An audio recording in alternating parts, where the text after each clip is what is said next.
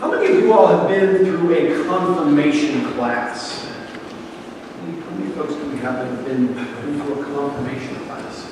All right, for those of you who have not been through a confirmation class, or maybe for those of you who have, this is what confirmation is. In the United Methodist tradition, as well as a number of others, we invite folks to be baptized at any point. You can be baptized when you are 2 weeks old, 2 months old, 2 years old, 20 years old, 122. At any point, you can be baptized. But if you're baptized as an infant or as a child, there's a point in which you are invited to make your faith your own. Make your own profession of faith. Because Christianity, at the end of the day, is about each one of us saying, yes, I am committed to following Jesus. And so confirmation is that time where we specifically set aside in the church. Maybe we have some classes, maybe we have a retreat, maybe we have service projects, different things to help folks as they get to the age where they learn, is this something I want to do myself? My parents brought me to be baptized, but am I interested in following Jesus? Now, I have a very unique confirmation story because I actually got confirmed twice. My mother was United Methodist and my dad was Roman Catholic, and we went to both of these churches. One year we'd go to one church, 1 year we'd go to the next church. And so 1 year I was confirmed in the United Methodist Church, and the next year I was confirmed in the Roman Catholic Church. Not sure it's the best way to go, but that was what we decided to do as part of both churches. And as I went through that confirmation class twice, it pushed me to wrestle with these questions of what really matters. And at some point I had this enlightenment moment where I said to myself, you know what? If God is real, and at this point for me it was still an if God is real, then God is the most important thing in my life. And that was a realization that I came to before I was ready to commit to following Jesus, because there was still an if in my mind there about is God true? Is God real? And so for me, as I went through these confirmation classes, as I wrestled with my questions about is God real? Where is God? How do you find God? How do you see God? Who is Jesus? I came to all of that with the realization that if God is real, if God is the one who made all of this, if God is the one who came to this earth and died on a cross, then what really matters has to be centered on Jesus Christ. And so, by the time I was ready to commit to confirmation, I honestly couldn't tell you if it was the first time or the second time, but by the time I was ready to make that commitment, I come to the recognition that, yes, Jesus is God. And since He is, what really matters is rooted in Jesus Christ. And I've been trying to live my life out since then with a focus on Jesus. Now, some days I do better than that. Some days I do worse than that. But this question, in theory for me, has been for a very long time based in Jesus Christ. Now, not everybody gets to that place in the same path. Some of us start with an understanding that, well, yes, God is real and Jesus is Lord, but it takes us a while to realize that means that He shapes what matters in our lives. We come at this question from different angles, but in order to live our lives with any semblance of kind of coherence, any semblance of sense to how we live our lives, we have to answer this question. Now, in your bulletin, I've given you a spreadsheet. Anybody lovers of spreadsheets out here? There's always a few in a crowd that loves spreadsheets. This isn't really a true spreadsheet. It's a bit of a chart. What really matters to you? I've got a list of priorities: God, family, finances, friends, extended family, work, hobbies, personal appearance, health and physical exercise, food, alone time, entertainment. Now, this is a little bit of what I call a false choice, because if God is important to you, then some of these other things are going to be important too. So I'm kind of forcing you to be a little bit, overthink this a little bit, but I want you to think about rating these. And you notice this is not on your offering page. The offering page is what I want you to put in the offering plate. This is not on the offering page. You don't have to give this to me. I'm not grading this. But I think it's really, really helpful for us to honestly think about what is it that is important in our lives? What is it that really matters?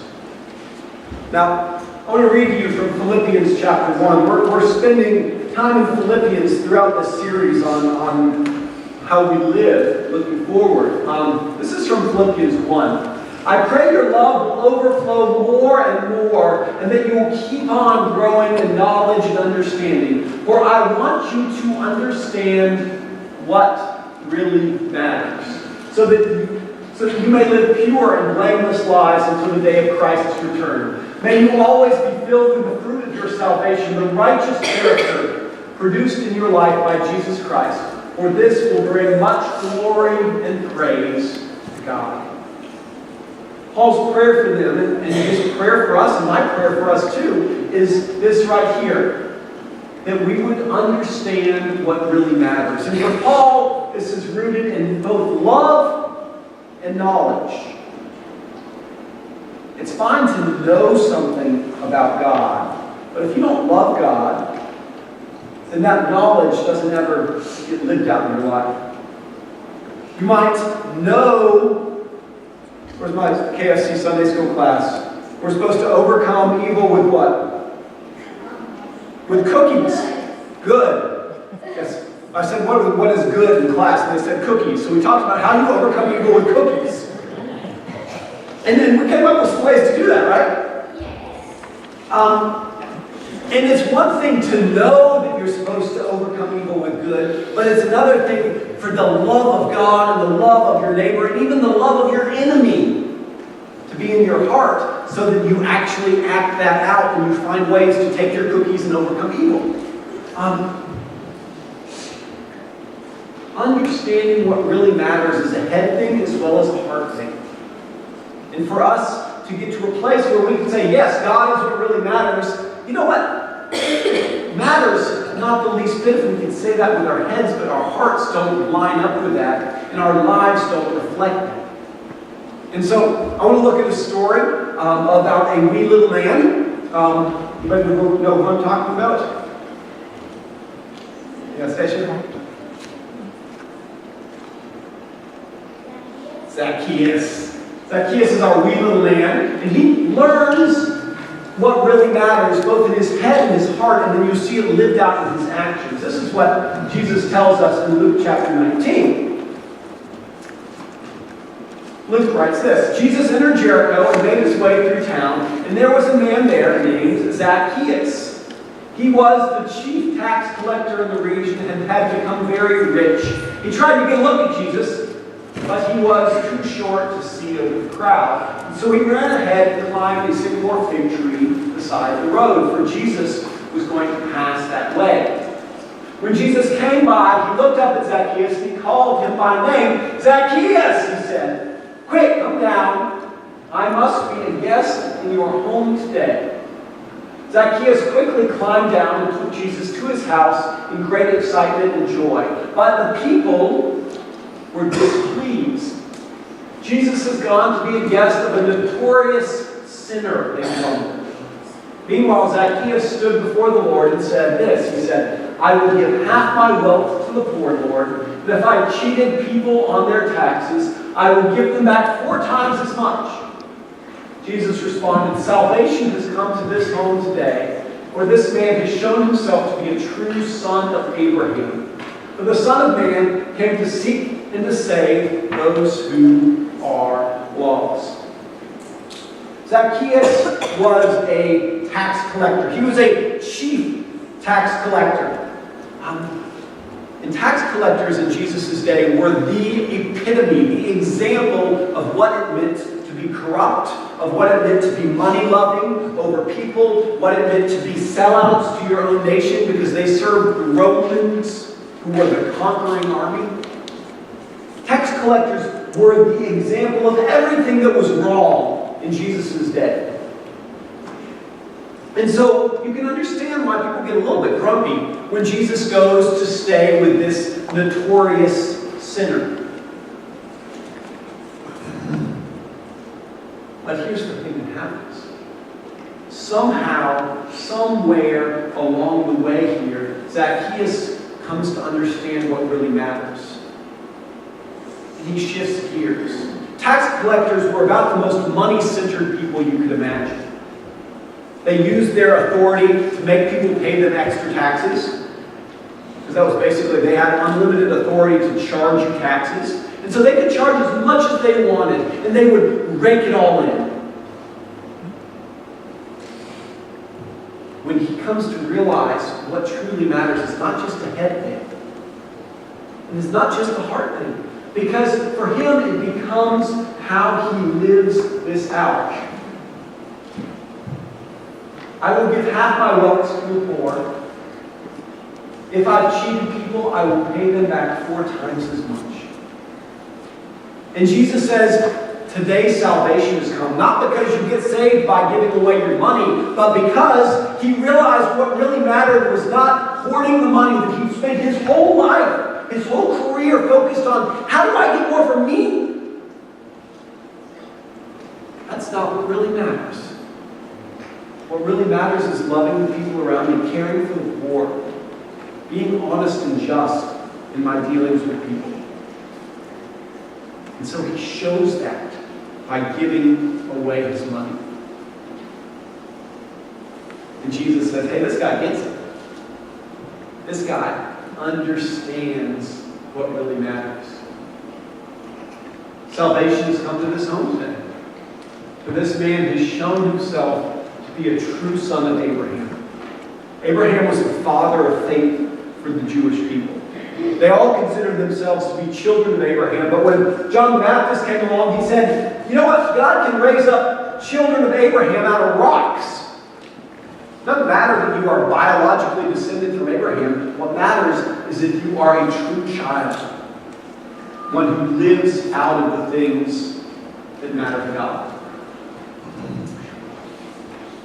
So, knowing what really matters equipped him to live well, and it does the same thing for us.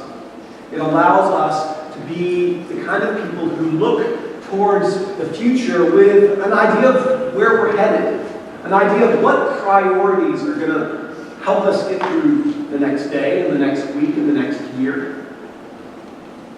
We talked about shining like stars, and this is where that verse comes from Philippians chapter 2. Paul says this, dear friends, you always followed my instructions when I was with you, and now that I am away, it is even more important. Work hard to show the results of your salvation, obeying God with deep fear, deep reverence and fear. For God is working in you, giving you the desire and the power to do what pleases God. The desire and the power. It's kind of important, isn't it? When we don't have the desire to live for God, it's kind of hard to do it. It really is. I mean, there are times when we know what the right thing to do is, but we just don't feel it. Paul's promise is that God gives us both the desire and the ability to live for God as we seek to follow. Do everything without complaining and arguing so that no one can criticize you. Live clean, innocent lives. Clean, innocent lives as children of God, shining like stars in a world full of crooked and perverse people. Now, you got to remember, this was before GPS. This was before any sort of, you could pop up your phone and open up Google Maps and tell you where you wanted to get. If you wanted to get somewhere in Jesus' day, you would go outside at night and you would look up. And you would find those navigational beacons in the sky, like the North Star. And those would guide you.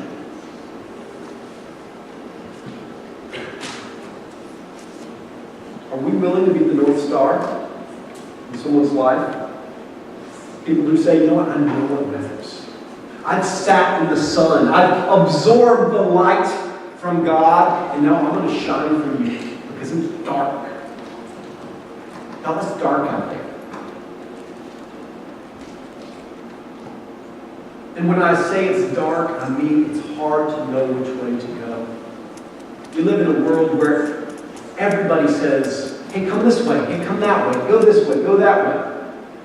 Whether it's to buy a product, whether it's to support a political candidate,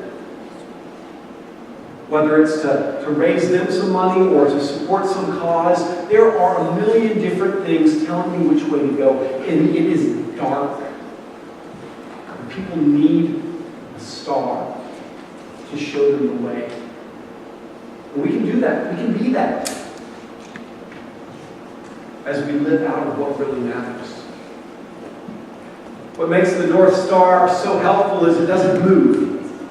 The rest of the stars turn in the night sky as the night progresses, but the North Star is a fixed point that allows you to know which way to go. May we be those fixed points, because when we do that, the world around us can find some direction and some hope.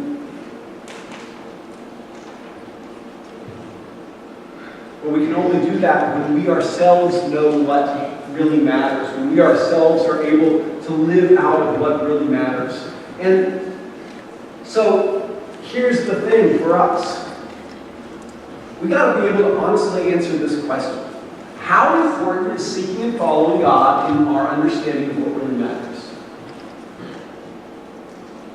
I mean, really? We're here, so that means it's important on some level.